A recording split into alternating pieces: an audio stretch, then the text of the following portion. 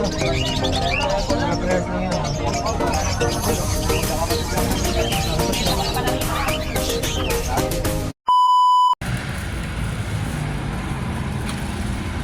Good morning mga kadi. Ngayong araw na ito ng linggo, wala na naman tayong tiyanggi dito sa may bayan ng Bando. Ayan, nakikita niyo sa aking bandang kanan, malinis sa mga pwesto.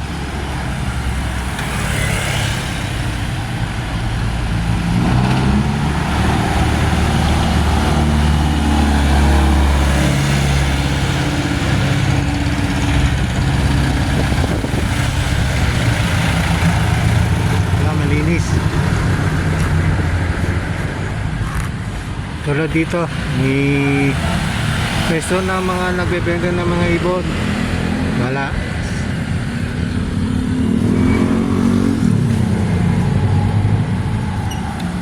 At dito rin sa pating area na to, yan, sa may mga design na to ng murals.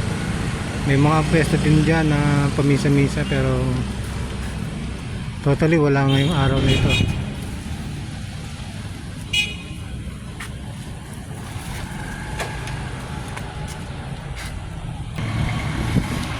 Try natin dito sa may banda ng papuntang Katangalan. Yung ginagawang mga bakal na yan, yung munisipyo na ongoing.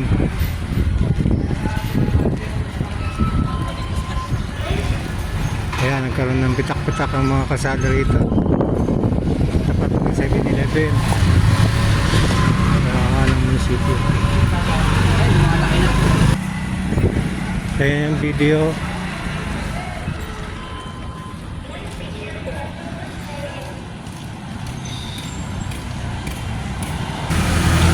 Mukhang palaki ng tubig ngayon dito.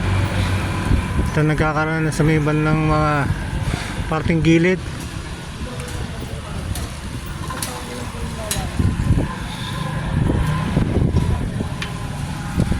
Try natin umikot sa may pulo.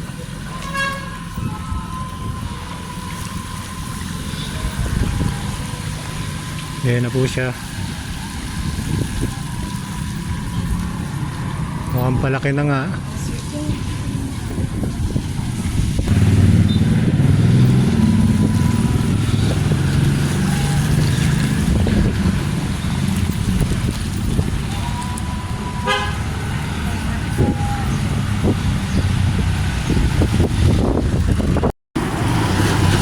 Pero ganun pa man, no? Maaraw siya.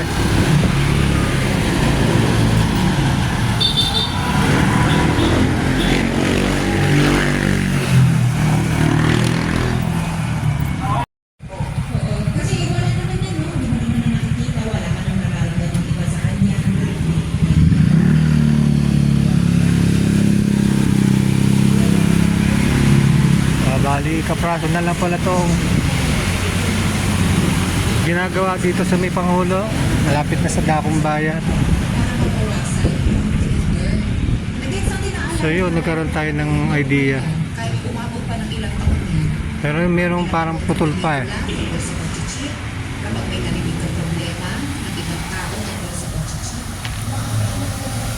Ayun, sa bandaran na yun. So yun, putol na yan.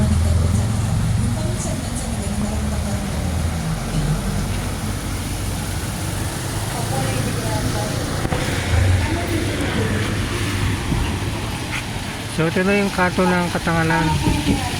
Nandito yung si Fuel o Bando. Yan. Ito yung boundary na Katangalan na yan. Ating kaliwa yung kanan papunta po yan.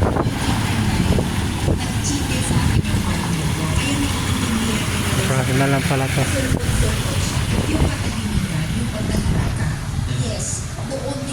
Tingnan natin sa bandaran. So ayan, dito tayo sa may portion na hindi pa tapos. Ayan sa may bandang Katangalan. So, malaki pa pala ang hindi pa naayos ang kabaan nito. Sige natin. Yan siya.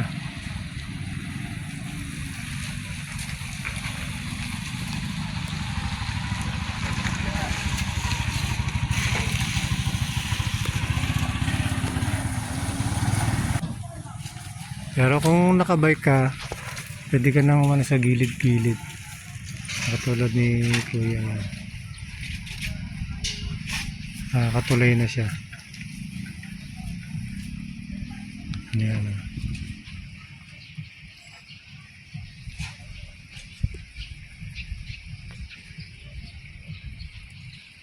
Ayan ang bike.